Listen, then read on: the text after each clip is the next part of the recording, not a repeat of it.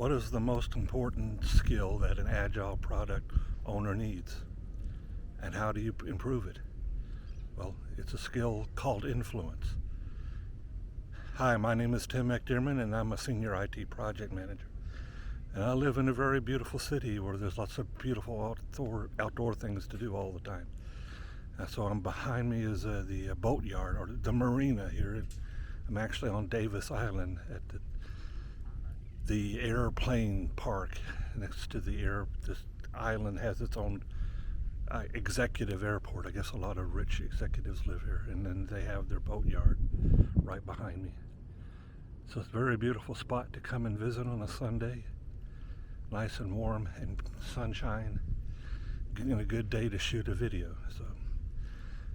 So influence. A product owner needs influence, because agile product owner, I see it as they're stuck between a rock and a hard place.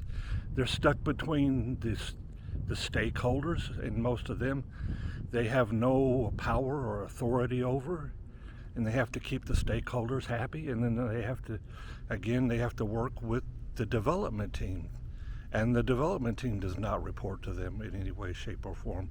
So they really have no power over them. They just have to be able to influence them. So it's very important for a product owner to develop their influence at influencing these people. So let's talk a little bit about influence today. There's a dog over there coming this way. Influence, what is it? What does it mean? How do we develop it? Well, think about who influences you and why do they influence you. Chances are it's somebody that you respect and admire and looked up to, and so you want to follow in their footsteps. So as the product owner, you have to be somebody that's well respected, well regarded on both sides, with the strategic people and with the development team people.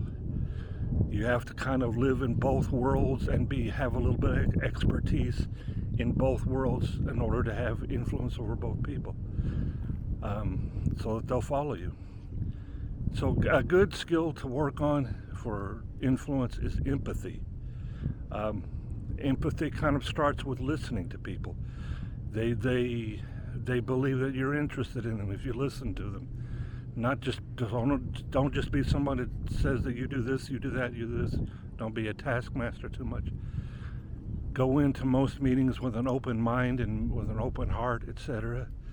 As John C. Maxwell says, they don't care how much you know until they know how much you care. Care is important. You have to build relationships and build connections on both sides. But it all starts with listening. So start listening.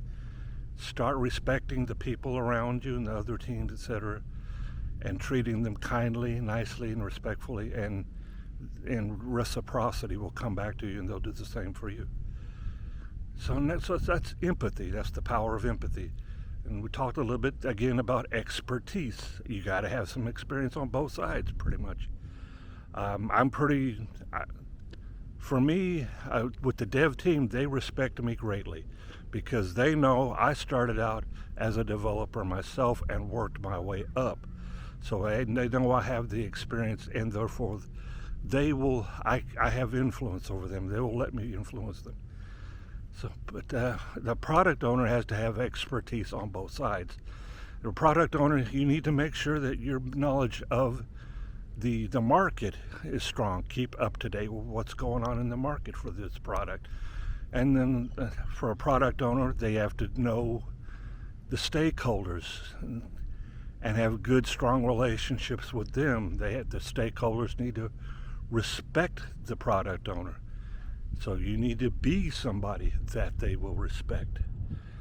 So work on that. And then you're working also with the dev team. It wouldn't hurt you, it wouldn't kill you to learn to write some programming or something, etc. Develop a little bit of technical expertise so that you can understand them when they're talking to you, and you can speak to them. If you speak to them in the same language, they will be very impressed with you, and they're more likely to follow you. And if you can at all, spend some time over on their side. Spend some time with them. Spend some time in their shoes if you can. Do some of the programming if you can, just to gain some experience so you'll see what their life is like. Next thing, the third thing I'll talk about is having management support. To be influential, it helps to have powerful people behind you, backing you up. You know, you talk, as Teddy Roosevelt would say, talk softly but carry a big stick. You know, have people behind you that have power, and therefore are intimidating a little bit to the developers. So the developers are afraid of them a little bit. That also helps. You know, they'll take you a lot more seriously if they know you're tied to have the ear of these important, powerful people over on the business side of the equation. So have some good, strong relationships. And these people that you have these strong relationships need to be the people that are high enough in authority that can bulldoze any organizational impediments that come your way. If you can get those people to do that, then the developers will see that you have that, relationship power, and they will respect you and they will take direction from you. Thanks. All right. There's other things to look at, but those are the three things I think are the most critical for improving your power of influence as a product owner. Now, so back behind me this is Boatyard. As a kid, we used to watch the Gilligan's Island, and this Boatyard reminds me of that opening scene where the skipper and Gilligan are out taking the boat out to sea. I hope everybody who goes out to sea comes back and doesn't get stranded.